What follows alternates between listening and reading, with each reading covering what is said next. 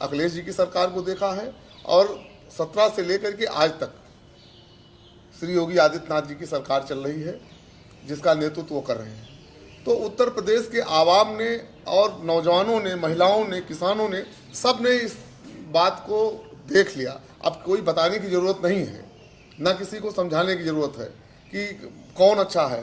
तीनों सरकारों का जब लोग तुलनात्मक अध्ययन कर रहे हैं, किसान जब देखता है, एक तरफ उसको लाठियाँ मिली और एक तरफ बिना किसी एजेंडे के हमारी नेता मान्या बहन जी ने कोई कर दिया गया। तो किसी को अगर किसी को कहीं से उजाड़ा जाता है तो उसको स्थापित करने के लिए भी व्यवस्था सरकार करती है।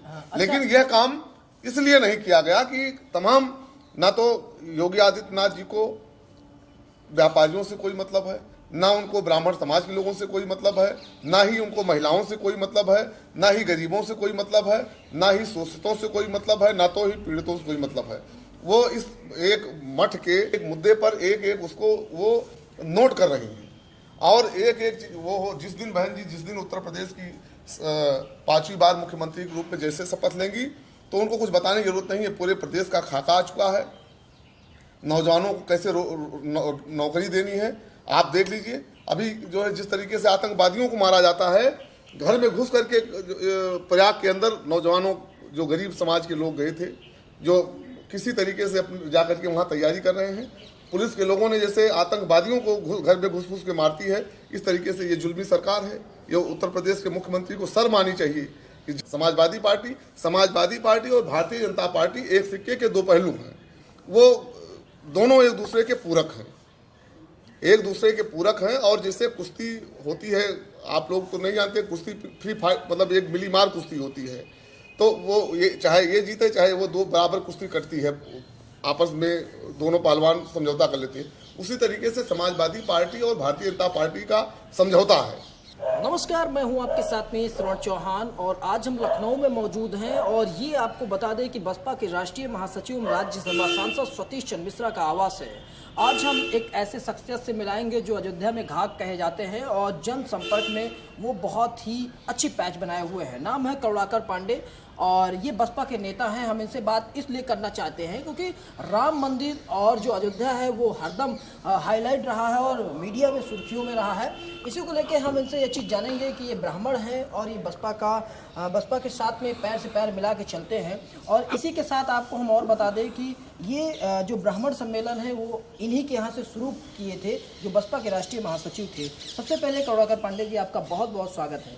धन्यवाद आपका और पूरे प्रदेश और सारी मीडिया टीम का मैं बहुत ही धन्यवाद ज्ञापित करता हूँ। अच्छा, एक चीज़ ये बताइए कि जो बसपा के राष्ट्रीय महासचिव राज्यसभा सांसद सतीश चंद्र मिश्रा थे, उन्होंने ये जो ब्राह्मण सम्मेलन किया था उसको आपने ही करवाया था? जी हाँ। और इससे फायदा कितना ज़्यादा मिला? देखिए, ऐसा है कि बहुजन समाज पार्टी की राष्ट्रीय अध्यक्ष, उत्तर प्रदेश की 4 बार मुख्यमंत्री रह चुकी बहन कुमारी सुश्री मायावती जी के निर्देश पर हम लोगों के अगुवा, हम लोगों के मार्गदर्शक, ब्राह्मण समाज के सरताज और हम लोगों के गौरव, प्रतिष्ठा, सम्मान के पर्याय,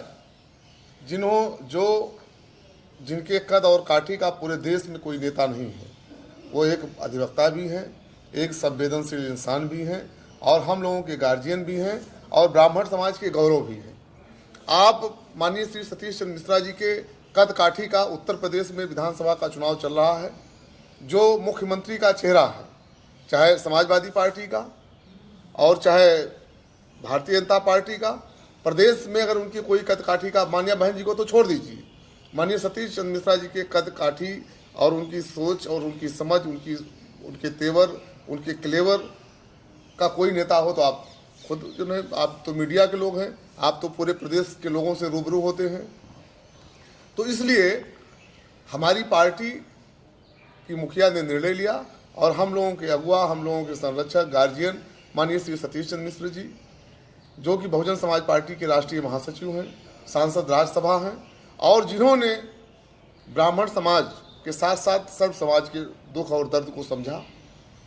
उत्तर प्रदेश में 2007 से लेकर के 2012 तक लोगों ने मान्या बहन जी की सरकार देखी है और 12 से लेकर के 17 तक श्री अखिलेश जी की सरकार को देखा है और 17 से लेकर के आज तक श्री योगी आदित्यनाथ जी की सरकार चल रही है, जिसका नेतृत्व वो कर रहे हैं। तो उत्तर प्रदेश के आवाम ने और नौजवानों ने, महिलाओं ने, किसानों ने, सब ने इस बात को देख लिया। अब कोई बताने की ज़रूरत नहीं है, ना किसी को समझाने की ज़रूरत है कि कौन अच्छा है। तीनों सरकारों का जब लोग तुलनात्मक अध्ययन कर रहे हैं, किसान जब देखता है, एक तरफ उसको लाठियाँ मिली और एक तरफ बिना किसी एजेंडे के हमारी नेता माननीय बहन जी ने कोई घोषणा पत्र भी जारी नहीं किया था, लेकिन किसानों के गन्ने का समर्थन मूल्य दुगना कर दिया। अच्छा, चलिए एक चीज़ और हम आपसे पूछते हैं। किसानों की तो बात हम करेंगे ही जी, और अन्य लोगों की बात करेंगे। इसके अलावा सबसे अहम मुद्दा है, योगी आदित्यनाथ अयोध्या से चुनाव लड़ने जा रहे थे। आखिर ऐसा क्या हुआ कि योगी आदित्यनाथ गोरखपुर भाग गए? योगी आदित्यनाथ को ये मालूम हो गया, योगी आदित्यनाथ को ये मालूम है कि हम अयोध्या जाते तो अयोध्या की जनता उनको किस तरीके से जवाब देती। वो पहली बात तो आपने देखा कि वो एक मुख्यमंत्री के रूप में 40 बार 45 बार आवागमन, उन्होंने मुख्यमंत्री की जो गरिमा थी, जो मुख्यमंत्री का कद था, जो मुख्यमंत्री का पद था, जो मुख्यमंत्री का की एक हनक और धमक होती है, उसको उन्होंने बरकरार नहीं रखा। आते रहे, जाते रहे, सामान्य वो हो गए।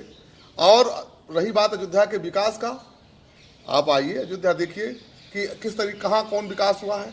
अयोध्या की सड़कों को खन दिया गया है, वहाँ के व्यापारियों को हटाने की बात, ठीक है, आप मान लीजिए रोड चौड़ी हो रही है, तो रोड चौड़ी के होने के बाद किसी को जानेंगे तो किसी बसाएंगे भी कि नहीं बसाएंगे हैं। एक तरफ धर्मपुर के किसानों को आपने उनकी ज़मीन को ले लिया, दूसरी तरफ उनको बसाने की जब बात आई तो आप उनको, ब्राह्मण समाज के लोगों को आपने जो है, इतना आंदोलन हुआ, तमाम वो हुआ और उनको निर्वासित कर दिया गया। तो किसी को अगर किसी को कहीं से उजाड़ा जाता है तो उसको स्थापित करने के लिए भी व्यवस्था सरकार करती है। अच्छा। लेकिन यह काम इसलिए नहीं किया गया कि तमाम, ना तो योगी आदित्यनाथ जी को व्यापारियों से कोई मतलब है, ना उनको ब्राह्मण समाज के लोगों से कोई मतलब है, ना ही उनको महिलाओं से कोई मतलब है, ना ही गरीबों से कोई मतलब है, ना ही शोषितों से कोई मतलब है, ना तो ही पीड़ितों से कोई मतलब है। वो इस एक मठ के वो हैं। और जो उत्तर प्रदेश दुनिया के 7-8 देश ही उत्तर प्रदेश से बड़े होंगे। जो उत्तर प्रदेश का मुख्यमंत्री होता है वो लगभग प्रधानमंत्री के कद का होता है। और श्रद्धेय अटल बिहारी वाजपेयी ने कहा था कि छोटे मन से कोई बड़ा नहीं हो सकता और टूटे मन से कोई खड़ा नहीं हो सकता। और जब कोई प्रदेश का मुखिया हो जाता है या किसी भी सत्तासीन हो जाता है, हमारी नेता बहन जी 2007 में मुख्यमंत्री बनी, समाज के हर वर्ग, चाहे वो ब्राह्मण समाज रहा हो, चाहे वो किसान रहा हो, चाहे वो नौजवान रहा हो, चाहे वो शोषित रहा हो, चाहे वो पीड़ित रहा हो, चाहे वो वंचित रहा हो, चाहे किसान रहा हो, सबको उन्होंने सम्मान दिया। और सबके लिए कोई भी वर्ग ये नहीं कह सकता कि उसके लिए काम नहीं किया। और जो भी कानून हाथ में लिया, वो चाहे बहुजन समाज पार्टी का ही व्यक्ति क्यों न रहा हो, चाहे 15 दिन के अंदर जौनपुर का मछली शहर का सांसद जब उसने गरीबों की झोपड़ी को गिराने का काम किया तो बहन जी ने उसको अंदर करने का। ये नहीं कि हमारा गुंडा है तो वो टहलेगा और ब्राह्मण समाज का है तो उसका काउंटर होगा। ब्राह्मण समाज के लोग ही खाली गुंडा हैं। पूरे प्रदेश में किस तरीके से हत्याएं की गई, हमारे नेता माननीय श्री सतीश चंद्र मिश्रा जी ने आपको पूरे प्रदेश में दौड़ा किया। 75 जिलों में कम से कम 40,000 किलोमीटर दौड़ा करके, और उन्होंने पूरे ब्राह्मण समाज के साथ साथ हर समाज की दुख दर्द को समझा और जा करके उससे रूबरू हुए।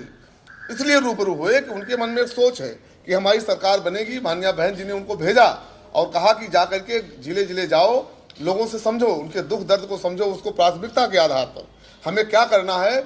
हमें नौजवानों को रोजगार देना है तो किस तरीके से देना है, हमें किसानों को की फसलों की आय को बढ़ाना है तो किस तरीके से बढ़ाना है।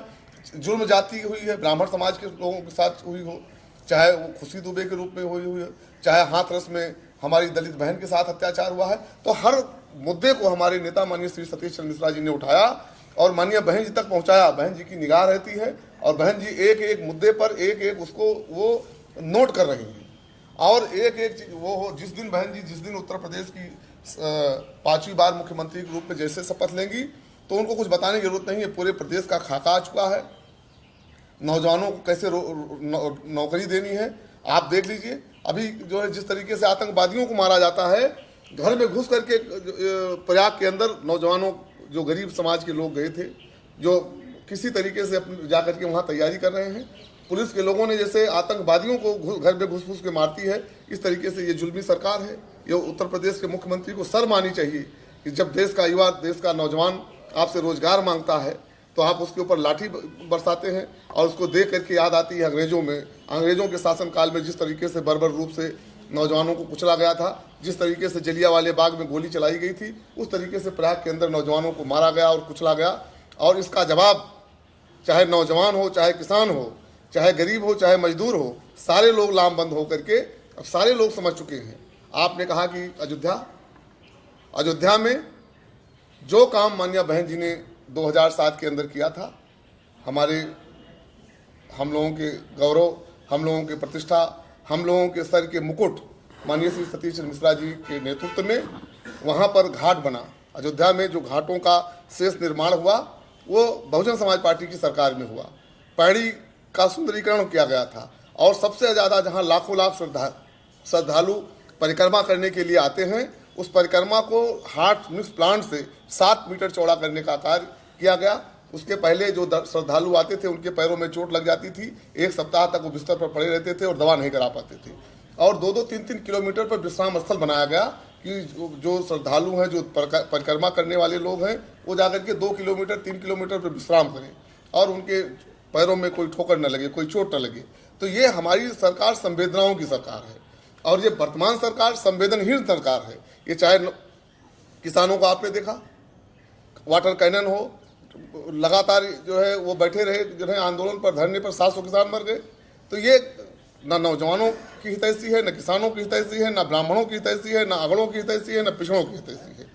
और ये किसी तरीके से सख्त जवाब दिखा करके, और जो दूसरी पार्टी है समाजवादी पार्टी और भारतीय जनता पार्टी एक सिक्के के 2 पहलू हैं।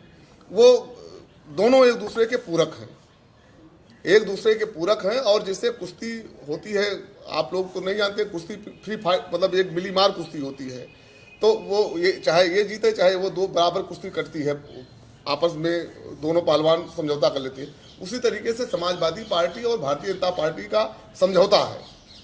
वो कोई धार्मिक उन्माद की बात करेंगे और वो उस पर कभी जिन्ना, कभी पटेल, कभी इस पर तरीके से जिससे उन्माद फैले। किसानों को के समर्थन मूल्य को कैसे बढ़ाया जाएगा, इस पर चर्चा नहीं करते। नौजवानों के लिए, रोजगार के लिए क्या करेंगे या क्या उनकी आगे रणनीति है? नौकरी तो दिया नहीं, लाठी दिया। आगे उनको रोजगार कैसे मिलेगा, इसकी भी बात दोनों पार्टियां नहीं कर रही है। ये एजेंडा खाली बहुजन समाज पार्टी के पास है। और हमारे माननीय श्री कपिल मिश्र जी, जो हाई कोर्ट के अधिवक्ता हैं, नौजवानों के लिए माननीय बहन जी ने जोड़ा है, वो लगातार पूरे प्रदेश में सोशल मीडिया के माध्यम से और तमाम अन्य संपर्कों से वो नौजवानों से जुड़ करके उनके दुख दर्द को नोट कर रहे हैं और लगातार माननीय बहन जी के पास वो पहुंचा रहे हैं उस बात को, और पूरा खाका तैयार हो रहा है। तो नौजवानों के लिए अलग काम हो रहा है। महिलाओं के लिए हमारी माता कल्पना मिश्र जी, उन्होंने लगातार मीटिंगें की और पूरे प्रदेश की महिलाओं से और जो प्रगतिशील समाज की तमाम संगठन है उनसे बात करके कि महिलाओं के लिए बेहतर कैसे किया जाए। कांग्रेस ने नारा दिया कि लड़की हूँ, लड़ सकती हूँ, तो उसका सबसे जीता जागता उदाहरण हमारी बहन जी हैं। पूरे देश और पूरी दुनिया में बहन जी से बड़ा मिसाल कोई नहीं है कि जो सामान्य वर्ग में पैदा होकर के, सामान्य परिवार में पैदा होकर के और दुनिया में पूरी महिलाओं की आइकॉन आयरन लेडी बनी हुई है। अच्छा, एक चीज़ और हम जानना चाह रहे हैं कि योगी आदित्यनाथ जैसे ये घोषणा हुई